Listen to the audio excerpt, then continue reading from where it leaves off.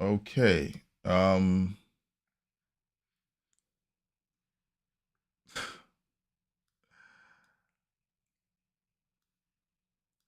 All right. So, the software crashed again. Okay.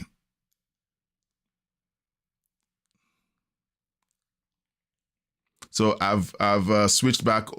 I've switched back to my original setup. I've switched back to my original setup. So we're back to what we usually use.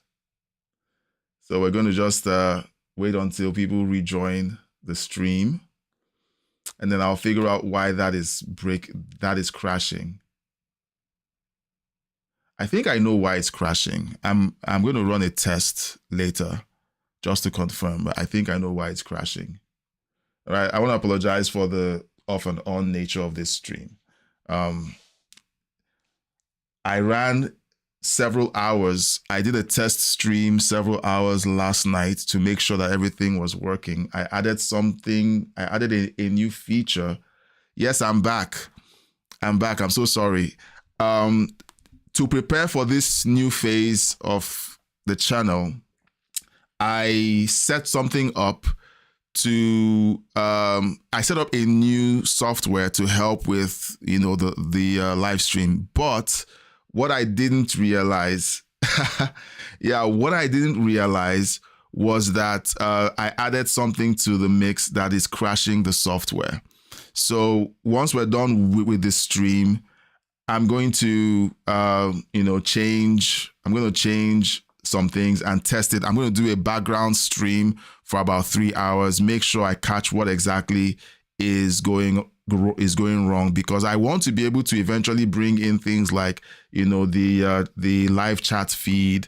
I want to be able to do a few other things to kind of make the live stream more engaging.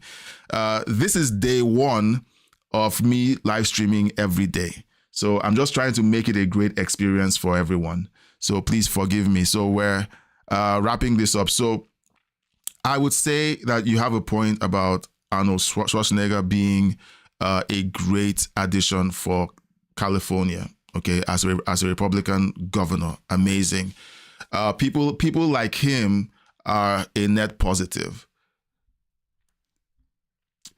But I am concerned, and I have some real concerns. And my concern is that opening up the doors for people who aren't actual natural born citizens to lead the country, not as president, because to be honest, here's my view of the presidency.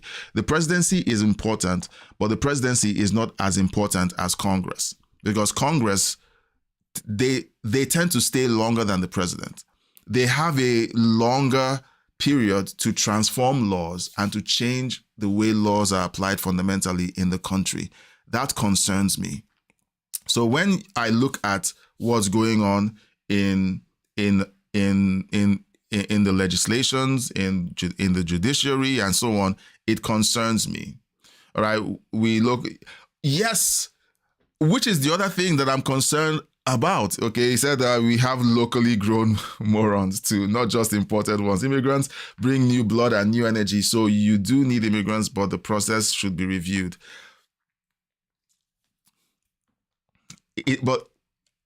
So here's my thoughts before we jump on to the next story. Okay, we've been going on this for 41 minutes, and it's because I wasn't as organized as I should have been, so I apologize. But here's what I think. I think the educational system is largely responsible for the way people have been voted in.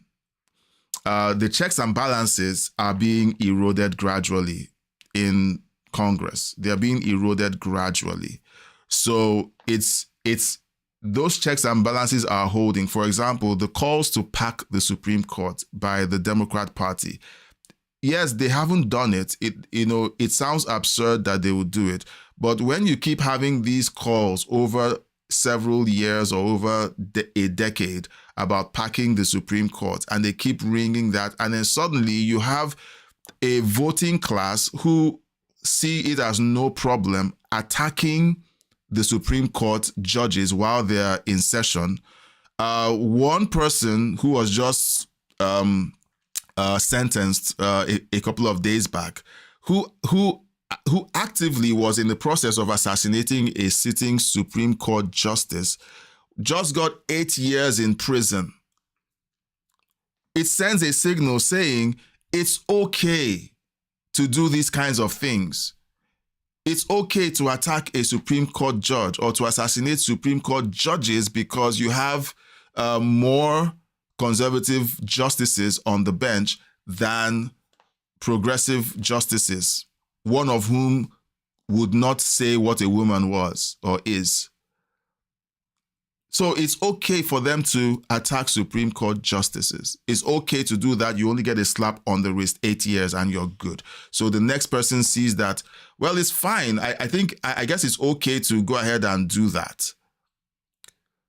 So we have those signals being sent out. We have the educational system constantly promoting anti-administration practices where it is like, okay, it's okay to attack these people because they are conservatives, but when they attack us, they are far right and they are the violent ones. Yeah. So there's a lot of stuff happening in the background that goes beyond my very simplistic narrative of don't let immigrants hold office in Congress unless like my statement was very simplistic. I was only stating the fact that I felt a certain way. It doesn't mean that it's going to change anything, okay? And America is amazing like that. America gives immigrants the opportunity to serve. Look, if we have immigrants that come in and they reinforce the values that made America great, fantastic. But when you have people who just want to change the United States into a third world country, I take issue with that. I take serious issue with that. I am offended that they even have, access to the corridors of power. That is just me. All right. That is just me. All right. So immigrants do tend to be conservative and more religious, which is true. But the conservative and religious types don't want anything to do with politics. All they want to do is vote and mind their business. They didn't come to the United States to change the United States. They came to the United States because they love the country. They want their children to have a better life than they did. And they want to take advantage of the benefits that are already in place. And they want to contribute. That is why they're there. The ones who rush into office, those are the ones I have a problem with. I have a problem with guys who just go into the United States and think that it is their birthright to run for office and to begin to fundamentally change the culture or the ways laws are enforced in the United States. I take issue with that. Right? It's okay for me to say, because I'm an immigrant and I'm black. All right? If it was a white, streamer who said it, of course he's a racist. But I've lived with, I've lived within systems that don't work. I don't want it for the United States. I don't. It's bad for the world. Look at how the world has changed since President Trump took office. Everyone is kissing the ring. Everyone is behaving themselves. Everyone is rolling back all the insanity that they've been pushing for 4 years because somebody who's upholding the original American values is in office, and they know what it means to cross the United States that way. So a strong United States with the values that made the country great is a net positive for even me. All right. Now, I will be the first to say, well, I will defer to you, Canarican, because today you've made some very strong points. I have my opinion because I've watched the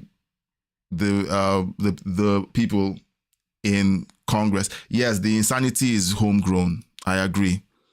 The insanity is homegrown. I agree. And that makes me to figure out, okay, maybe it's the educational system. All right. So I've said so many things. Nick Sauter, the the attack on ICE. Excuse me.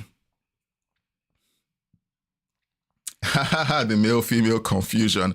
It's not confusion. It's indoctrination. It's indoctrination. That's what it is. All right. So the report on the National Guard being deployed to blue states has one thing.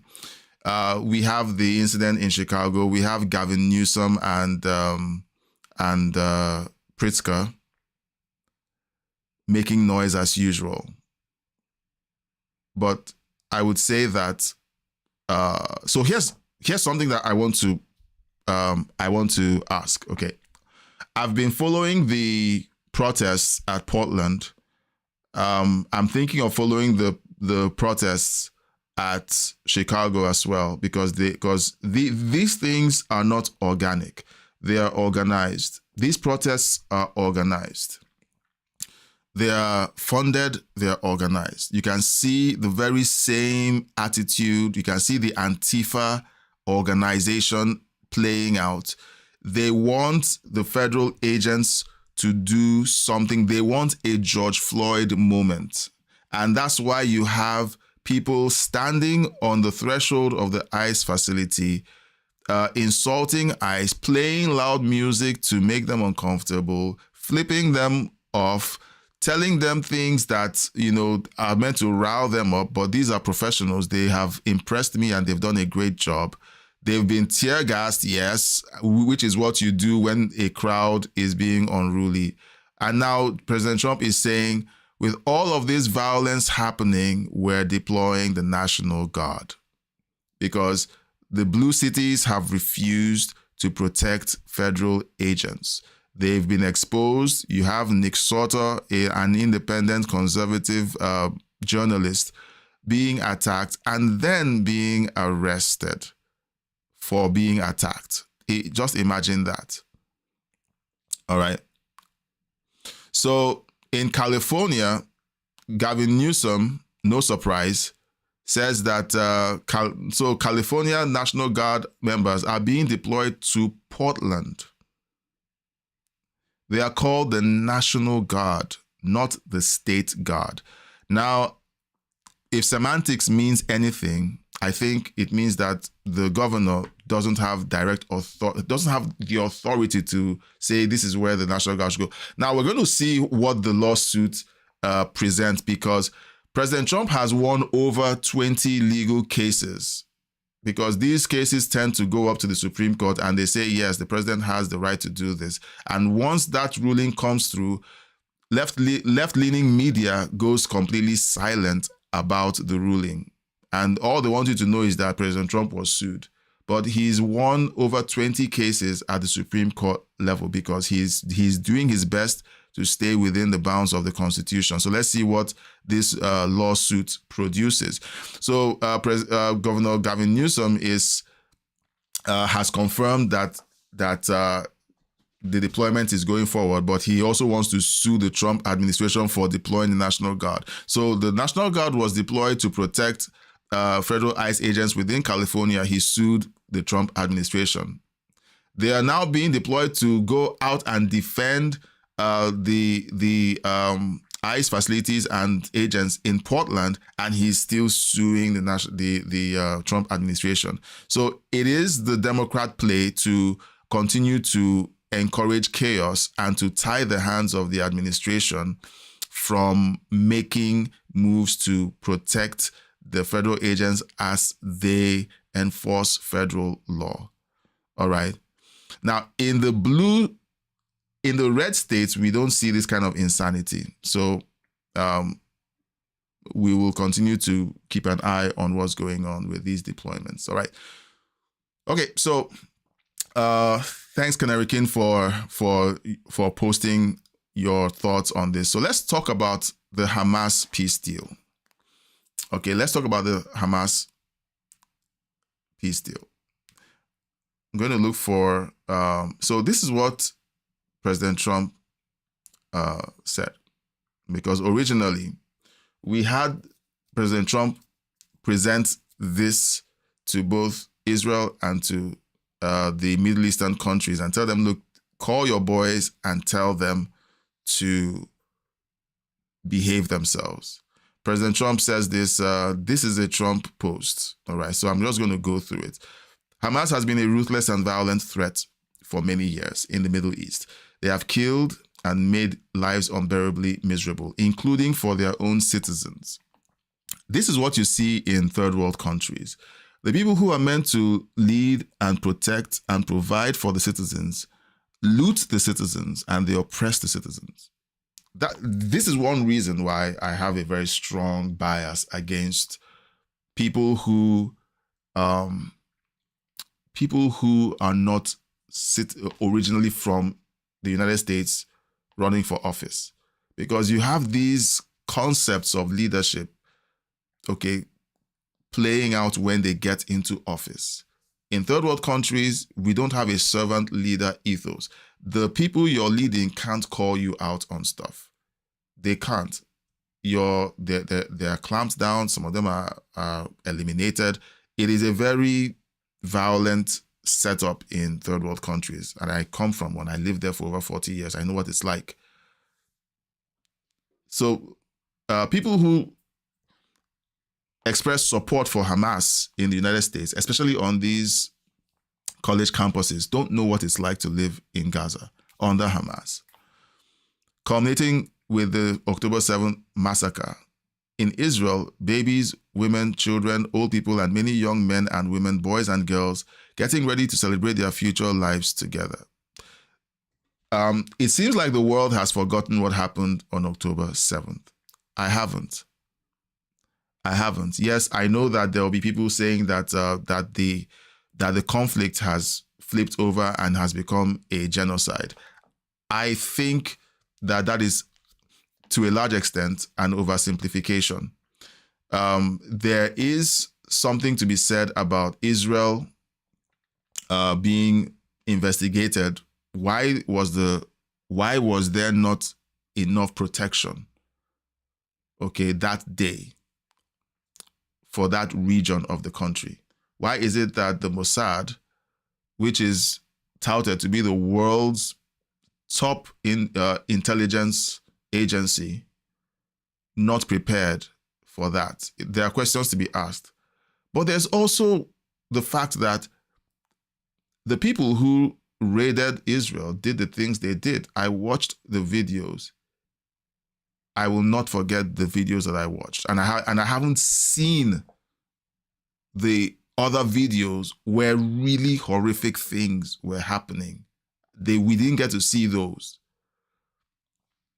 So the world has forgotten and moved on, and now there's been a flip that Israel is committing genocide. We don't remember what happened, okay, on October 7th.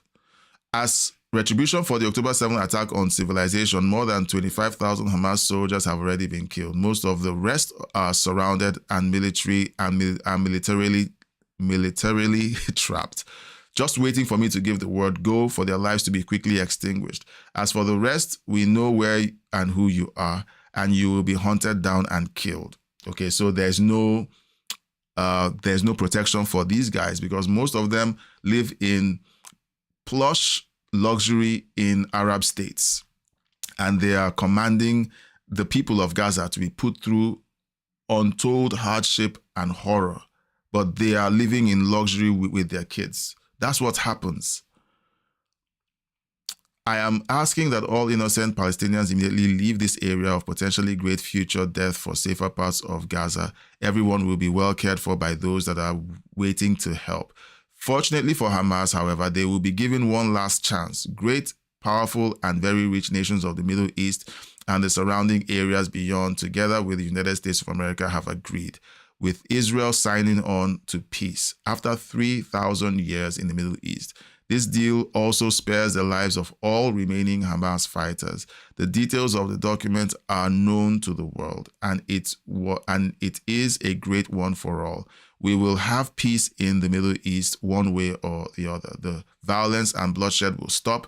Releases the hostages, all of them, including the bodies of those that are dead now. An agreement must be reached with Hamas by Sunday evening at 6 p.m. Washington, D.C. time. Every country has signed on If this last chance agreement is not reached, all hell, like no one has ever seen before, will break out against Hamas. There will be peace in the Middle East, one way or the other. Thank you for your attention to this matter, President Donald J. Trump. Yes. All right. Now, let me know what you think of this position. Now, there are people that I follow who have this non-interventionist attitude towards global conflict. And yesterday, I was thinking of this as someone who lived through very difficult times in Nigeria. I have seen the good side of waiting on the United States to do something. I have also seen the bad side of the United States being brought in to do something. And personally, I would stand in the middle to say, I understand when people say that the United States should not intervene in global politics and policy because they have their own problems, which is very true. All right. Now, we have sentiments in the chat already expressing that. And let me know why you think it's a big mistake. All right. Now, I am conflicted. Having lived in a third world country and having had to move my family to North America, I know that there have been times when I wished that the United States leaned on the leaders of my country to do better and to be better. And I know that fundamentally they will not do that. They won't, because they are built to oppress their citizens. They are built to oppress their citizens.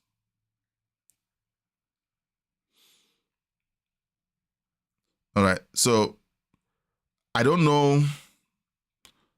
Okay, Bloomberg TV. I haven't watched this, and I'm not sure I want to. But when the United States exerts its strength on countries to treat their citizens properly, for me, it's a good thing.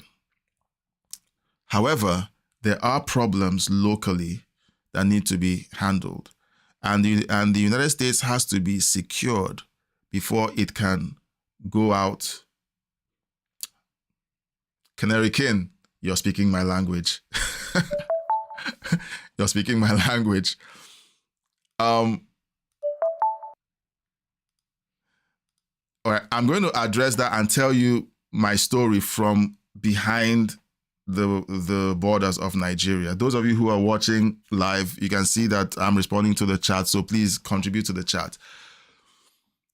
So, being somebody who has been on the receiving end of wanting the United States to intervene, but having the United States under the Obama presidency pressure the country in the wrong direction, and then backing the opposition to unseat the administration that was putting the country on track to be the fastest growing African economy.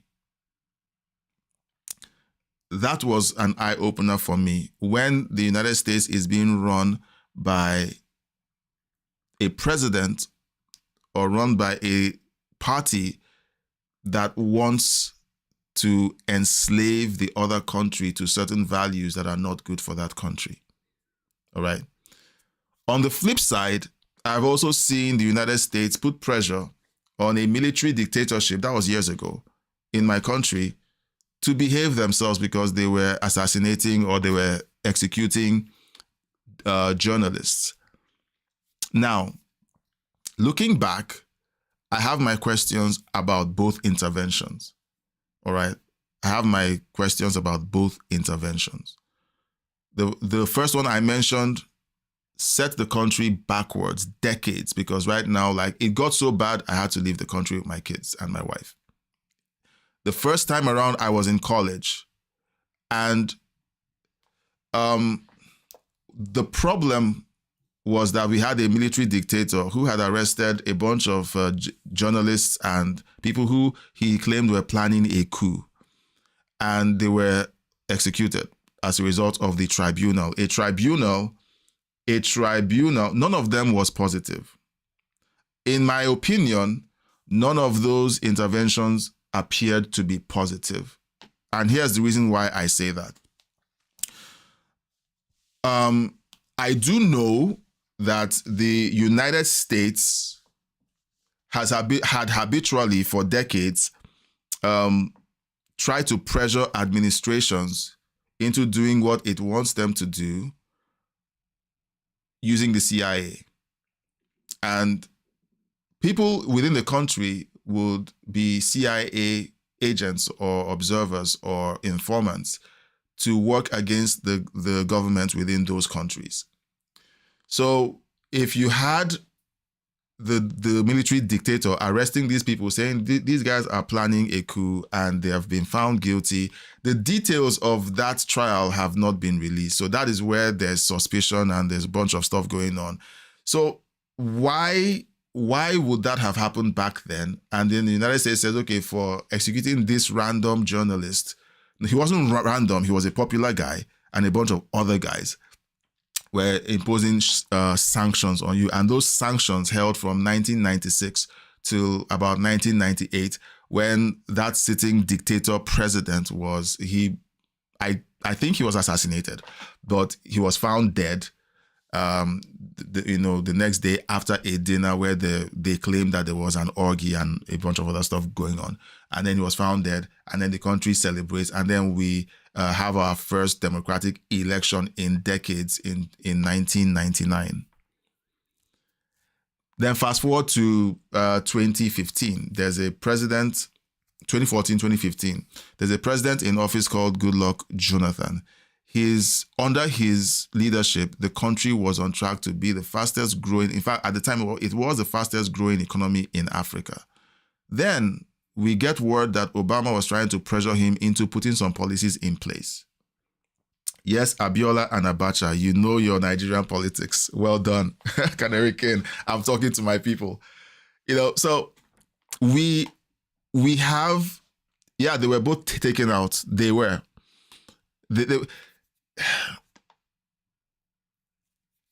People, politics is messy. It has always been messy. Sadly, I think it will always be messy. I'm reading my Bible with my kids. We just finished reading the book of 2 Kings. That is that is one of the bloodiest books in the Bible. You will read of 1 and 2 Kings, bloody books, assassinations. This is happening in God's nation, Israel. So politics will always be that way, I think. Yeah, I think so. So you have all of this going on, and I'm thinking to myself, is it right for the United States to intervene in other countries? Because there's always going to be a hidden hand doing something that the people should not be doing. Yes, Obama also intervened in Libya. See how that worked out. Iraq was a disaster. America hasn't had a good track record in a long time. So I can understand the sentiment that them getting involved in the Middle East is going to be a problem. Syria was insane. Now you have the current leader of Syria was formerly on the hit list.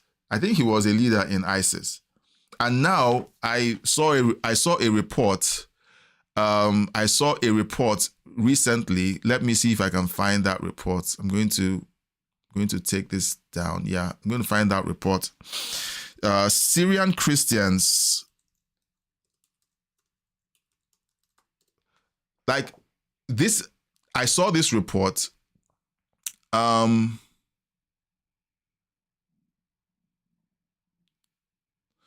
So you have ISIS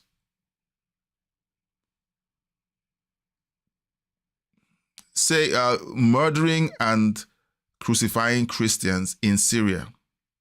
All right. So this is Yeah.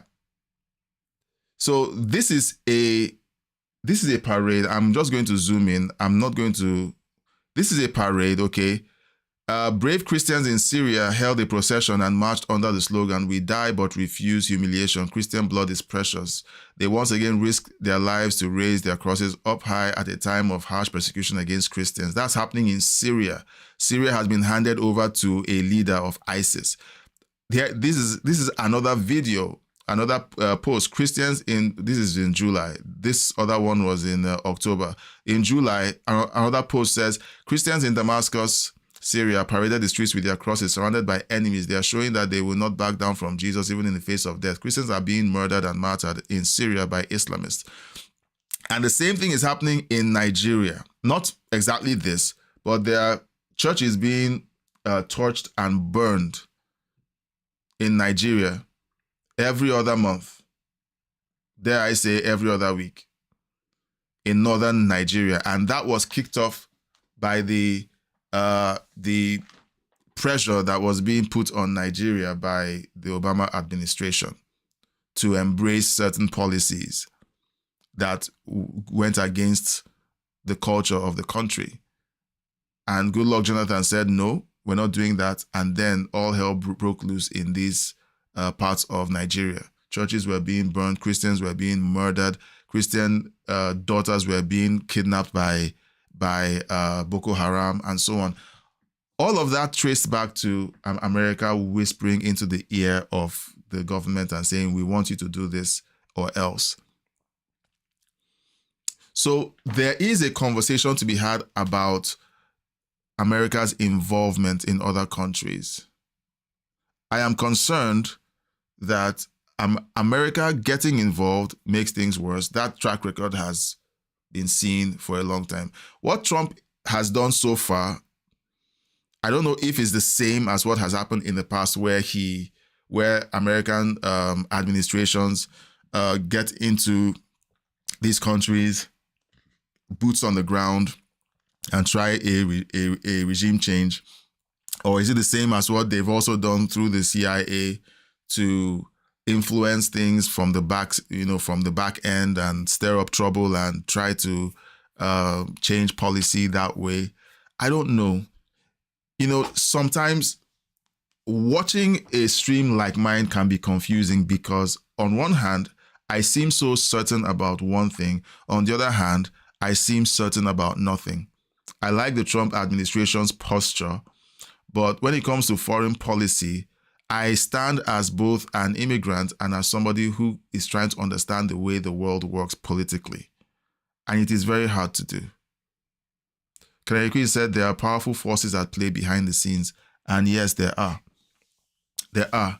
And that's why it's confusing. Because you see people who say, okay, this is being done for the greater good or for the good of the people who live there. But the results don't look like it's for the good of the people who live there. And this is and what's the alternative? What's the alternative? Having the people exercise regime change. Having the people exercise regime change is going to be violent and bloody because the people in power will not let go of power. They will hold on to power until the country burns. They will burn down the country if anyone tries to unseat them from power. Nothing good will come from it. We can only be hopeful, but honestly, there hasn't been a good track record. So let me conclude my thoughts by saying this. As someone who has lived in a country where I wish that the United States would intervene, I've seen their intervention. On one hand, it wasn't good for the country when a sitting president, Obama, tried to pressure Goodluck Jonathan into adopting policies that were so antithetical to the culture and the beliefs of the citizens of the country. And what we saw was Obama backing Buhari and then getting him to win the election in 2015. The country has the economy is unrecognizable from what it was in 2014. It's unrecognizable. The exchange rate, and let me just give you an example. The exchange rate in 2014 was roughly 120 naira to $1. That means for me to pay $1,000, I will be paying 120,000 naira to pay $1,000. Fast forward to today, it is over 1,500 naira to $1. That means for me to pay $1,000 will be for me to pay 1.5 million naira to pay $1,000. The economy has been destroyed. The people are in hardship. It is horrible in Nigeria. My wife wants to be able to help people in the country, so she sends money back occasionally to help people, in Nigeria, but it's just bad. Trump also gave Buhari a state visit and military hardware. Yeah, the military hardware was meant to attack the insurgency. Trump has always, I will say Trump, the Trump in front of the camera, okay? I don't know Trump personally. I will always say that I only look at his policies and say, okay, I like this policy. I don't know him personally. I don't know what his motives are. When people try to, on TDSBC, try to say that Trump is evil because, he's evil. And you're like, okay, so what has he done for you to say he's evil? They can't say anything. I don't subscribe to that. What I can say is that from policies that he's putting out and things that he wants to do for the American people first, supporting Christian values second, preaching fairness across the world third, I think is okay. From seeing that, I think that what he did was he gave those military hardware to help the government fight Boko Haram, which was an ISIS offshoot. They were being heavily funded, and the Nigerian government had an embargo placed on them from buying weaponry. That embargo had been placed on Goodluck Jonathan under the Obama administration. The Obama administration made it impossible for the Nigerian government to buy the hardware, military hardware needed to fight the insurgency at the northern border. Yes, President Trump should have canceled the hardware to Buhari, but that's where making decisions about these kinds of things comes in. Christians are being slaughtered in northern Nigeria. The president of Nigeria, whom you do not like very much, comes to say our soldiers are fighting an insurgency in the north. I had a neighbor who was a colonel in the army, and he was posted at the front in the north, and he would come back occasionally to visit with his family, and I would talk with him. One of the things that he's told me was that the weaponry that they were fighting with was the weaponry that President Goodluck Jonathan had smuggled into the country because he wasn't allowed to legally buy weapons, as Nigeria wasn't legally allowed to buy weapons because there were sanctions being put on them, at the behest of the Obama administration. All the weapons that they were using were the ones that Goodluck Jonathan bought. So if President Trump gave military hardware to Buhari, where were they for 8 years of his presidency? And I'm talking, this was a year or two before I left the country. So this was very recent. And President Trump was not in office in that period. It was Joe Biden who was in office. So if a colonel in the army was telling me that they didn't have the weaponry to deal with the insurgency, and you have a claim that Buhari was handed weapons by President Trump, I'm not sure how to. That's why I say this is all murky. All right. Yes, Obama leaked that Goodluck was smuggling weapons from South Africa. Yes, and it was to fight an insurgency. These guys, like, when you look at the effect of American interventionism in other countries, history doesn't side with America. Trump should not have supported the slaughter of Christians by supporting Buhari. I would like to investigate how much, because from our perspective, Trump did not respect Buhari. From our perspective, like we were watching the whole thing play out. President Trump became president in he was elected in 2016, and took office in 2017, January 2017. Buhari was elected, I would say, rigged into office. They had 9-year-olds being registered to vote in northern Nigeria. We saw the evidence, but nobody wanted to talk about it. He was elected in 2015, got sworn in, I think it was the same year. So he had been in office for maybe a few months before President Trump was sworn into office. So President Trump inherited maybe some other things.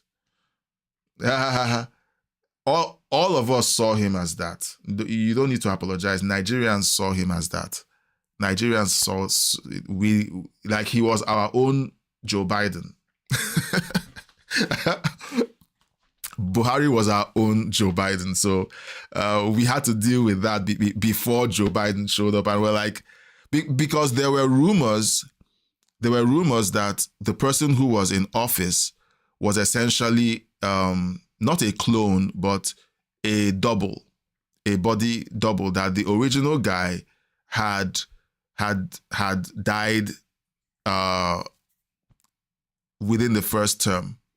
Because he kept flying to the UK for medical treatment. And one day people started posting photos of, this is the guy that was supposedly voted into office, but who's this guy? And they'll put them side by side and they'll look there was an odd difference. Just like what happened with Joe Biden. So we had already gone through that phase of, this guy that's in office isn't well. Why is he still in office? Hey, he doesn't look like the guy who was voted in. This guy doesn't look like Buhari. We've known him for decades. This isn't him. You know, we saw that happen to us as well. The whole Joe Biden scenario was just us reliving the whole trauma of having a president that lacks the ability to function properly, to lead with strength. Like, that was what we saw. And many of us still believe till today that the original Buhari had died in his first term. I don't like discussing Nigerian politics for two reasons. One, is too painful. It's too painful for me to discuss it because I didn't leave the country until I was in my early 40s. Mid-40s. I didn't leave the country until I was in my mid-40s. I am fiercely loyal, and that's why I reward loyalty. I am fiercely loyal.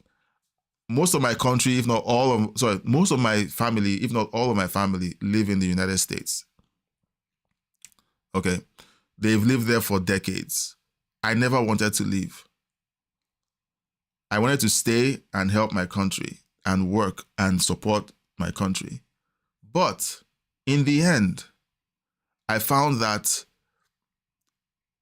the country didn't want to change. And so I had to leave. So I understand how Nigeria works and how Nigeria thinks, and it's painful to discuss it. Because there was a post in the chat that says that that it would take Nigeria 25 years to recover from Obama's intervention into Nigeria. I would say it would take Nigeria 25 years from the day they start doing things right. Not just 25 years and then they magically fix stuff.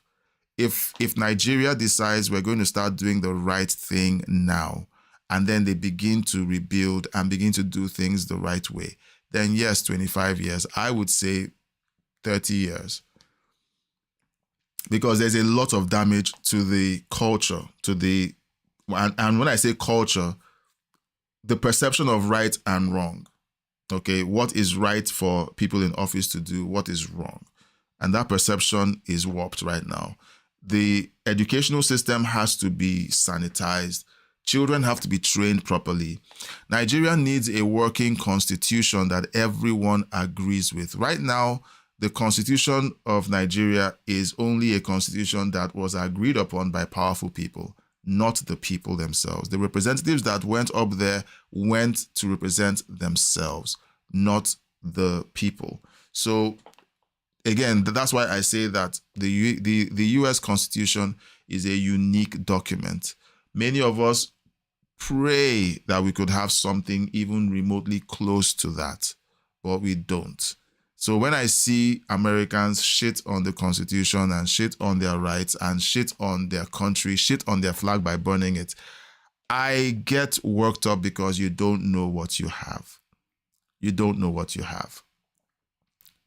And it breaks my heart when I see it happen. Like we saw the Nick Soto video of those people. You know, I don't want to call them names, but look at how they dress and look at how they behave. They are clearly unwell. Doing that to the American flag. Yes, America has been very naughty when it comes to international policy, when it comes to dealing with global interventionism. I don't agree with most of what they've done. But here's what I would say. I would say that other countries have to begin to work on growing themselves. And to be honest, it is hard to do. For Nigeria to change, I would say something again, very controversial. There will have to be a kind of revolution. I would love, thanks, Canary King. Have a great day at work. I would love to have the country simply heal. I would love to have the country simply heal and return to the way things should be. But I'm not stupid. I know that for things to change, there will have to be a very violent revolution. I don't want that to happen. So the question is, what is best for the country? That is the question. What is best for the country?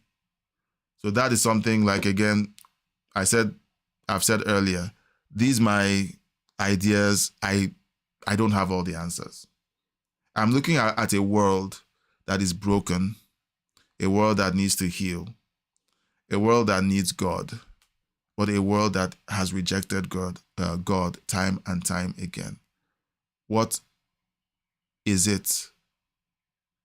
Or what can we do to fix things? I don't know. I'm not going to call for violence. I'm not going to call for a revolution. I'm not going to send my kids to die for an ideal that may not even exist because powerful people want to use them as tools. It is hard to think through these things. It is hard. So let's try to avoid these oversimplistic expressions. These ideas are like, okay,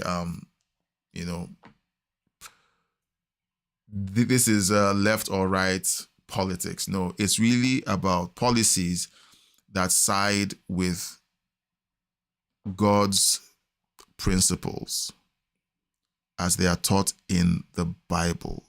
This is not a religion thing. This is an objective look at civilization.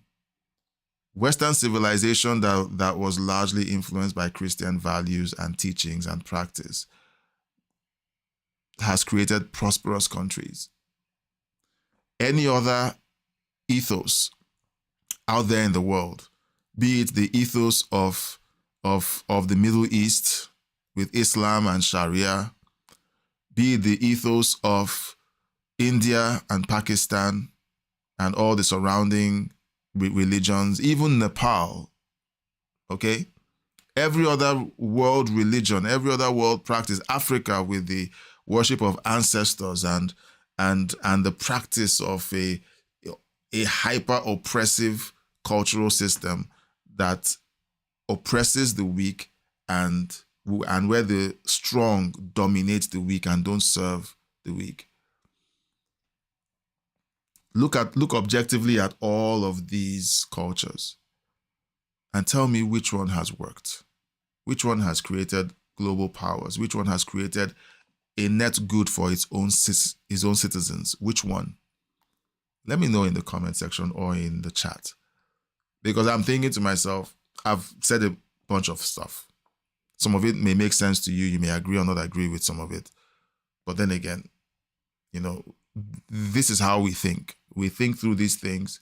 We can hold two opposing views at the same time and say, which of these makes sense? And I think that somewhere in the middle, you can find the truth.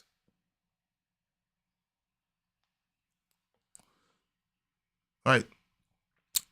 Let's look at the next story. Diddy. I don't have much to say. Throughout the trials and all of the commentary that was being made about Diddy's court case, I intentionally stayed away from it because pop culture and the hip-hop world is something that I actively decided to stay away from. But here are a few things that we need to look at. The Diddy sentencing, okay, so first of all, he's been sentenced to 50 months. And here are the facts. I'm going to just read out the facts here according to this account. Let me zoom in. All right. According to this account, he's been sentenced to 50 months, just over 4 years. There is credit for time served. He's been incarcerated for 12.6 months. So they are crediting that time incarcerated as part of the 50 months. So he has 37.4 months left. If there's good conduct, all right, of up to 40, I don't know what that means, for 54 days per year, that means maybe he may have 5.6 months cut from his sentence, and possibly in the end he would only serve 2 years and 8 months out of the 50 months that he was sentenced to. So they're saying time served, and then if he has good behavior, there's then there's a First Steps Act credit, which means that he may have 12 months off because of the First Steps Act. This is maybe his first time of being incarcerated. The First Steps Act, again, is something that President Trump signed in his first term. When you have people saying that he's racist, and he did this in order to cater to the unfair incarceration of first offenders. Of course, this disproportionately affects black citizens, because the black citizens who are incarcerated come from fatherless homes, and they tend to connect with bad groups, bad gangs, and then they are led to commit crimes. And for the first offense, they get hit hard with long-term sentencing. And the American prison system is popular for training criminals and improving them as being better criminals. Not better criminals, but they basically get worse. So President Trump signed that into law to kind of reduce the weight of the sentencing for first offenders. So Diddy gets the benefit of that. So best case, he's going to serve only 1 year and 8 months out of the over 2 years that he's meant to serve. Best case scenario. Then possibly he may get supervised release 3 years after custody. So there's a lot to go into this. There's been a lot of emotional takes on the Diddy situation. Why was he why was he targeted by the feds under Joe Biden? There's a lot of conspiracies out there. We don't know. Only God knows. We don't know what his connections are to big players in the Democrat Party. There are claims that they seized a bunch of tapes that would have implicated powerful people, so they had to raid his homes in order to seize those tapes. There's a lot of conversation around that, but there are people who don't agree with the sentencing. Now, there are questions surrounding his treatment of Cassie. I think it's Cassie. Let me know in the comments if I missed it. His treatment of Cassie was called into question, attacking her in the hallway of a hotel and dragging her back into the room and all that. And there are other things that were being mentioned, but I don't think they found enough evidence to give him a heavy sentence. So even if you don't like Diddy personally, and you think that his treatment of people and women is despicable, there is the rule of law. What can you prove in court? I don't think the prosecution was able to make their case in court. I don't. But then again, I didn't follow the case properly. I know that there were testimonies of people who said that he threatened them, he threatened their lives. And even with those testimonies, there was still reasonable doubt because most of it was hearsay. All right, people who claimed that he did something evil to them couldn't prove that those things were done because there was no evidence. Were there text messages? Was there anything to prove that he literally did these things? No, there was no evidence. So I think that there's a conversation to be had about whether the ruling was a fair ruling. If it wasn't a fair ruling, it has to be seen in the court documents. And many people that I've seen so far, so let's do this. All right, let's do this. I want to see what other people are saying. All right. So this was in October 4th. Who's this?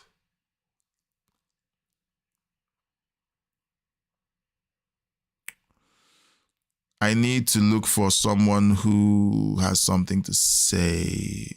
All right. So this is the footage, which again, like this was despicable.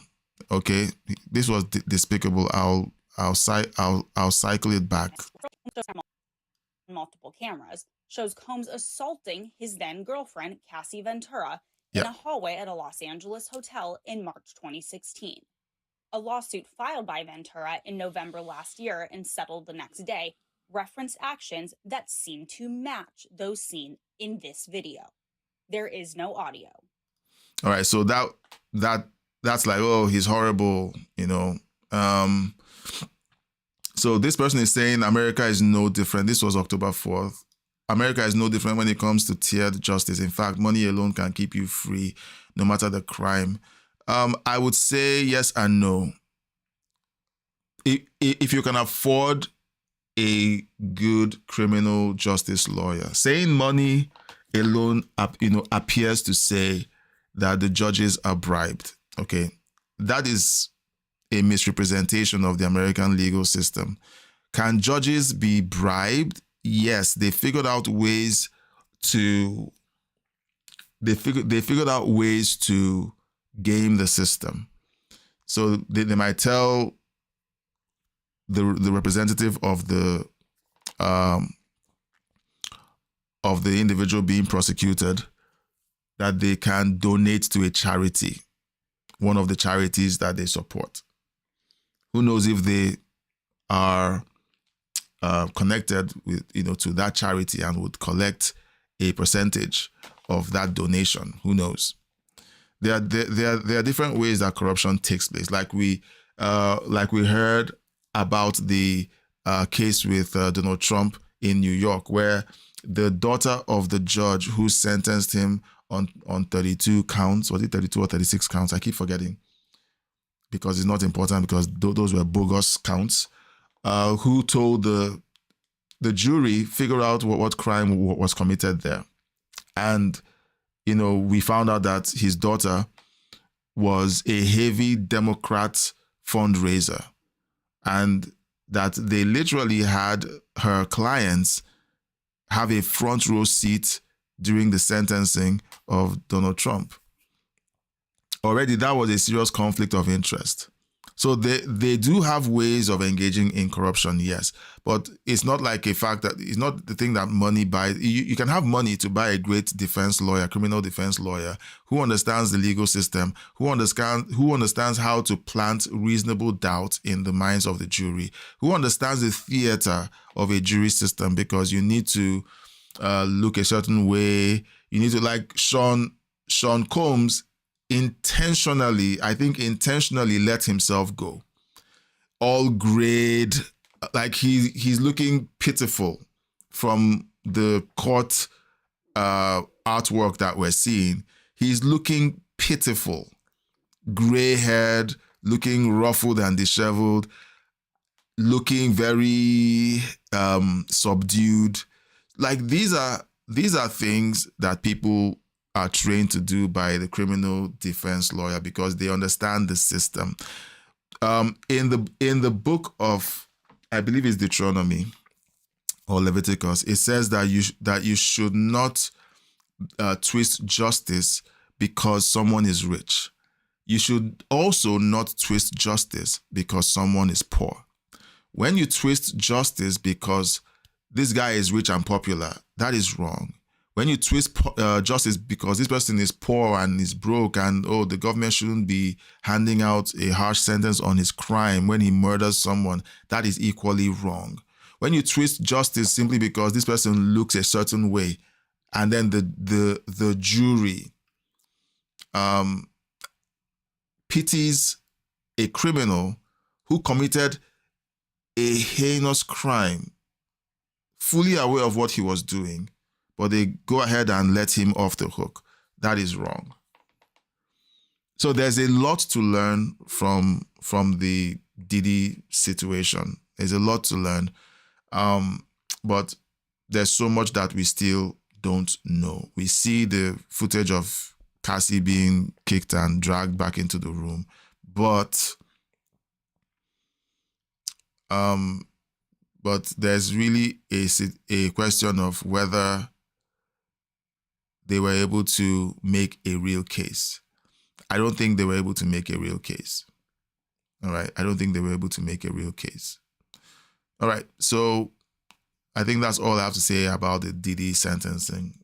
You guys let me know in the chat or in the comment section your thoughts on this matter. And then we'll be ending this series with the government shutdown. I like this meme. All right. This is what the Democrats keep doing. All right. This is what the Democrats keep doing.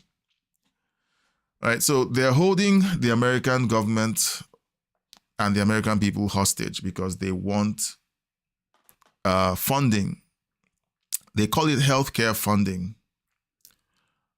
And essentially, they want healthcare for illegal immigrants, what they like to call undocumented immigrants. But if you got into the country illegally, you broke a law. Should you be rewarded for breaking the law by being given free healthcare? That is a question. That's a question. Should you? A lot of people are struggling with answering this question because there's a question of compassion and helping the stranger. And I get that. However,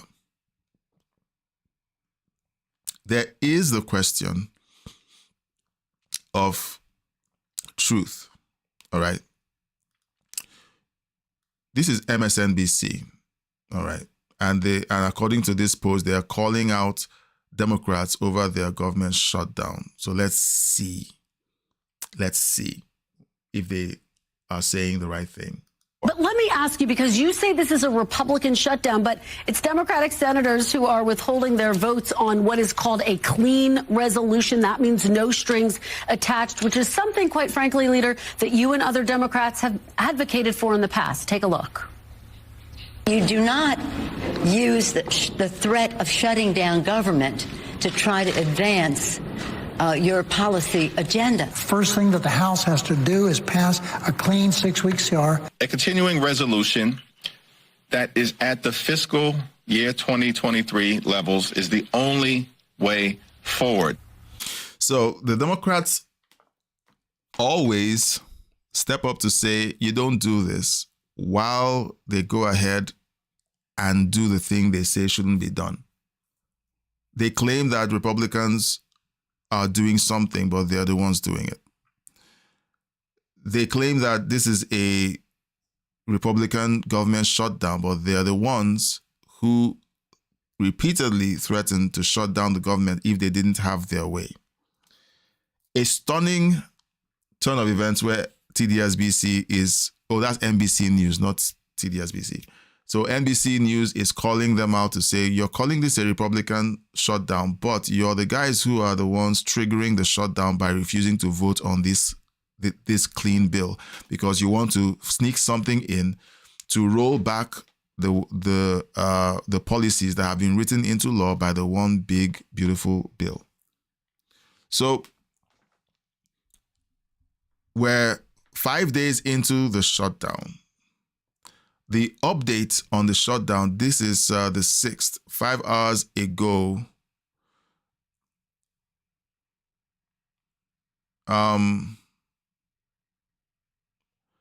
Yeah, so there's no change.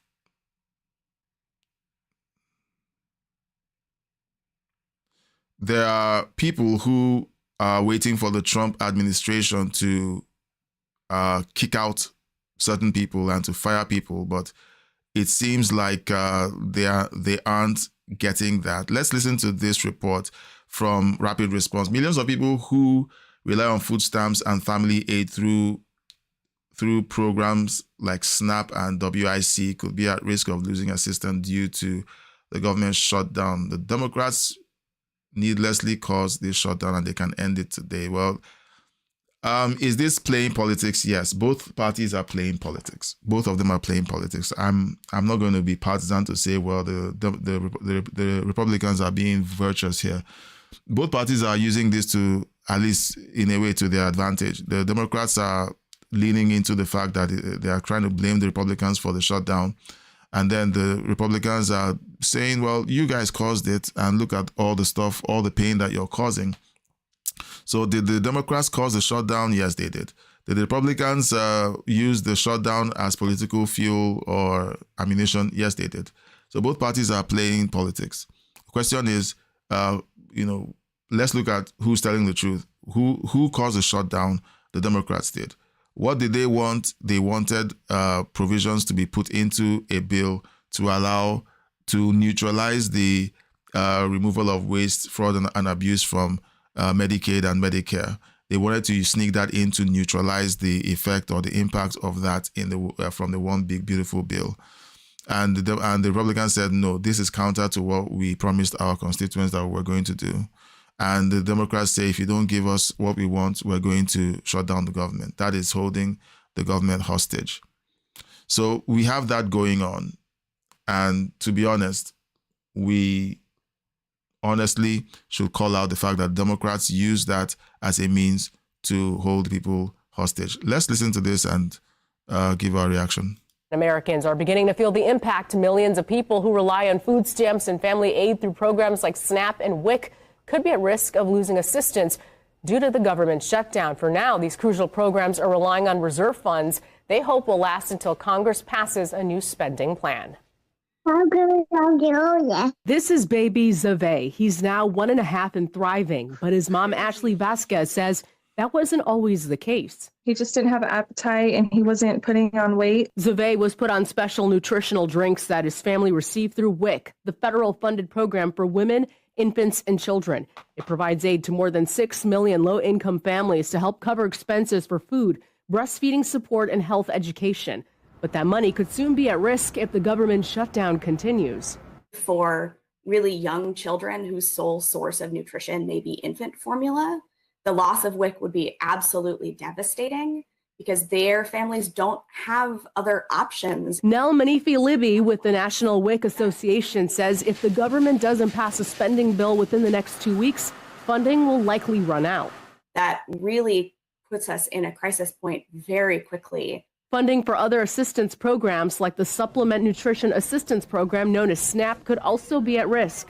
Roughly 42 million people depend on SNAP to help cover groceries.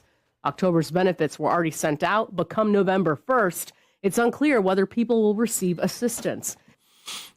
All right, so this is a bad look for the Democrats more than it is for the Republicans. That's my take. That's my take. The Democrats overplayed their hand, and right now they're in a bad place. They're in a bad place because if they go back and they decide that they want to end the shutdown without getting their way, the question is, so why was all of this theater done in the first place? So they're going to have a very bad look on their hands, and they're trying to avoid it. They're making appearances on mainstream media, trying to blame the government. And of course, you have TDSBC running interference yet again for the Democrat Party. And here's what they have to say about the shutdown. And Sally, the average American doesn't know who Hakeem Jeffries is. They're going to see one party controlling the White House, House, and Senate and blame Trump and Trump alone. Right. That's a good point. Like how the average American's not going to work their way around the fact that somehow Hakeem Jeffries, who's the minority leader, is responsible for this shutdown. Well, try to spin it for the Democrat Party as much as you want, TDSBC. But most people are getting, you just told the average American that Hakeem Jeffries is responsible. Okay, so you guys just owned yourselves. There's no point in being overbearing about this. All right, so let's listen to this guy just in a bit, and then we'll wrap up this story because it's developing, it's ongoing. 5 days in, the government is still shut down, and this isn't going to end very quickly from all indication.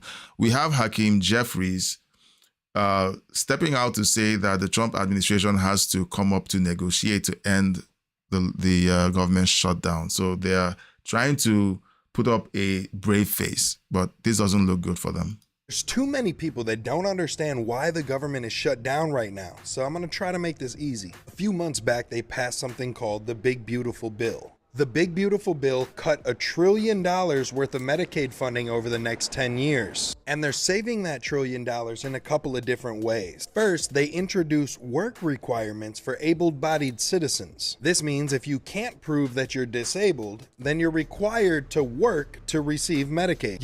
Yeah, so why is that a problem? Why is that a problem? The Democrats kept stepping out to say that the Trump administration is taking away health benefits from millions of Americans. And when you look at the recommendations of the bill, they're saying you need work requirements. You can't be an able-bodied American and freeload on the rest on other taxpayers. So there's going to be work requirements to be able to receive some of these benefits. There's going to be citizenship requirements to receive these benefits. There's going to be other requirements that should be common sense requirements before these other people begin to receive free medical care. And for me, that's not a stretch. It is okay for that to be the case. So why are they complaining? To prove that you've either worked or volunteered or studied for a minimum of 80 hours a month. That's only 20 hours a week. Second, they made it to where you have to verify your qualification every 6 months. Before the big beautiful bill, people could apply for Medicaid and then just remain on it. But now people are required to re-qualify every 6 months, proving that they put in that time at work or volunteering or studying. But if they'd rather just sit at home and be lazy rather than being a productive member of society while they're perfectly capable of being a productive member of society, then they'll lose their benefits. And that's how it saves the government money for healthcare to be used towards people that actually need it. So that's the first way that the big beautiful bill is working towards saving $1 trillion over the next 10 years. The second way is a little more difficult to explain, and it involves the hospital, the state, and the federal government. But here's a summary of how it works. A patient goes to the hospital, receives their services, and then pays their bill. When the patient pays that bill, they're not only paying the bill, but they're also paying a tax. That tax goes to the state, and the state puts it in a Medicaid fund. Then the federal government matches whatever money was put into that state's Medicaid fund. Then all of the money that was put into that Medicaid fund goes towards funding people who are approved for Medicaid. But in the big beautiful bill, they reduced the amount of money that the federal government is willing to put in the state's funds. Since there's less money coming out of the funds because they've eliminated the people abusing the system, they shouldn't have to put as much into the funds. And since they don't have to put as much into the funds, they don't have to tax the American population as much. That's really simple math. All right, that's simple math. But you don't hear this explained. All you hear are sound bites coming from the podium from both parties. I think we've had a few people from the Trump administration try to explain this, but what you need to understand is that the news cycle and news programs on mainstream media are designed to give you the highlights, the high points, not the nuance. So you need to do your own research for yourself. All right. So listening to people like this is great. Go on X, go on Grok or on ChatGPT and type in these questions to explain what exactly is going on so that you can learn for yourself what is and isn't the case. The US government currently is primed to just be political. So you can't entirely trust everything you hear at face value from either political party. They will lean into the benefits of their argument, but are they going to lean into things that benefit you? But what does any of this have to do with illegal immigrants? See, the Democrats will tell you that illegal immigrants do not qualify for Medicaid in the first place, therefore this has nothing to do with them. However, they conveniently leave out one fact. While it is true that if somebody were to just walk across the border and apply for Medicaid, they would be denied, it's also true that if somebody walked across the border, got caught by an ICE agent, went to a court hearing, was put on parole, and then released back into our society, those people are no longer classified as illegal immigrants, but now they're classified as parolees. Really? And those parolees do qualify for Medicaid. Okay, so here we have that deception. I'll call it deception. Half-truths being told, hoping that the American people won't go back and do their homework.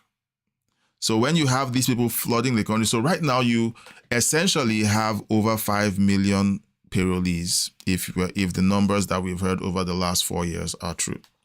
You have over 5 million parolees walking around taking advantage of the free medical care that should go to American citizens and legal immigrants. And you have over 5 million illegal immigrants taking advantage of the system, overloading the system, and costing the United States government billions of dollars. Let me not say trillions, but billions of dollars. And in just 4 years under the Biden administration, 2.8 million illegal immigrants were put onto that parole status. All right, so it wasn't over 5 million, it was 2.8 million. Imagine that. Beautiful bill also prevents that. So the next time you see a Democrat telling you that the big beautiful bill left millions of people without Medicaid, just keep in mind that those millions of people were either able-bodied American citizens who were abusing the system, or people that came here illegally from other countries. And by removing those millions of people and their millions of medical bills, the government is now saving $1.5 trillion over the next 10 years, so that money can go towards American citizens who need the assistance. And the government is shut down right now because the Democrats want to reverse all of that. Yep. They want to reinstate that $1.5 trillion worth of spending. Yep, through a back door. But since Donald Trump and the Republicans refuse to do so, because we refuse to pay for the Medicaid of able-bodied American citizens, because we refuse to pay for the Medicaid of somebody who came here illegally and went to court once, the Democrats are refusing to vote for the continuing resolution. So this is what the Democrat Party appears to be doing. They appear to be bringing up policies that are not common sense policies, which they know that Republicans will push back against or that conservatives will push back against. Knowing that that will happen, they are primed to blame the Republicans for those things not passing. Two, they are primed to claim that them not passing these bills makes them the hateful, bigoted, and the people who don't love the American people. It is the framing that they are aiming for. Many people have said that the Democrat Party is made up of very unintelligent people. I don't want to call them names, but very unintelligent people. But I believe that they are quite intelligent. They know what they're doing. They know that they need to set up the Republican Party as the bad actors. And in order to do that, they need to put certain things in place, waiting for them to reject them. And then their playbook is, this is supposed to be for the American people. Why don't you want this to be done for the American people? You are hateful, you're bigoted. That's why the narrative or the language changed for the Democrats. The Democrats stopped attacking policy. They started attacking the personhood of the people who were opposing their policies. The Republicans have largely stayed with attacking policy, saying this policy doesn't work. But the Democrats have gone to emotional manipulation where they are saying this person is fundamentally wicked and hateful, and that is why anything he does or says should not be believed. So that's the trick that we're seeing playing out between the Democrat Party and the Republican Party. And every time you sit and watch the news and you hear them talk about these opposition to policy and so on, and you see how the Democrats discuss it and how Republicans discuss it, you see these two ideas or these two practices play out. Because we won't pay to reinstate the fraud, the Democrats refuse to vote to pay our military men and women. They refuse to vote to pay our federal employees. And honestly, we have way too many federal employees to begin with. So this is another opportunity to save more money. And since the Democrats shut the government down, Donald Trump is now entertaining the idea of terminating some of those federal employees to save more money, as well as terminating certain federally funded organizations that the Democrats appreciate. Democrats say, you don't pay for our fraud, we won't pay to fund the government. Trump says, if you won't fund the government, then we won't fund your Democrat programs. And all of that leaves you and me sitting back watching quietly, wondering who's going to cave in first. Yeah, so I don't know if the music playing in the background is going to ding this video, this live stream, but he's put this together beautifully, and I think his handle on TikTok is censored_truths. So great work by him. If you're on TikTok, you can head on over and subscribe to his account. Yeah, so these are the things that are going on all of these stories. I want to apologize for those of you who kind of fell off at some point because of the way the software crashed. I apologize. We will be doing live streams every day, same hour, 12 p.m. ADT, and we will continue to do this going forward. I love hanging out with you guys. Let me know in the comment section if you're watching after the fact. We're going to be letting you know the stories we're going to be handling. I will be spending the balance of today cleaning up my technology. I want to know why my software kept crashing so that we can eventually start having some audience engagement in real time. Then we will be looking at a few stories tomorrow. We'll be looking at a few things going on, and I will be prepared to live stream some of the activity going on in Portland and in Chicago. We're going to be tracking all of these activities, and we're going to be looking into some of the news surrounding these activities. I have seen too much hypocrisy, and I've heard too many lies, and I've disproven a lot of those lies to begin to look at these things suspiciously and to go out of my way to find out what the truth is.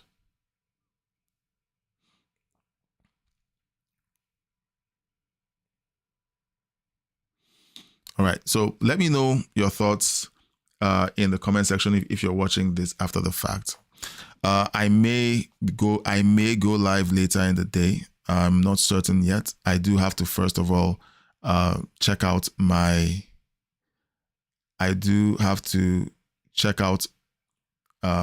technology, make sure that everything is working well for the next live stream. I appreciate you profusely for hanging out and for your support. If you're watching, let me know if this is your first time watching, and please consider subscribing to the channel and sharing the video, liking the video. This is going to be great. This is going to be great. We're going to be connecting like never before, and we're going to be finding great stories that we can talk about and that we can all learn from. Again, thank you for hanging out. Look out for more updates on the next live stream, because I will be letting you know when the next live stream is happening. And I'll see you on the next one. All right. God bless you.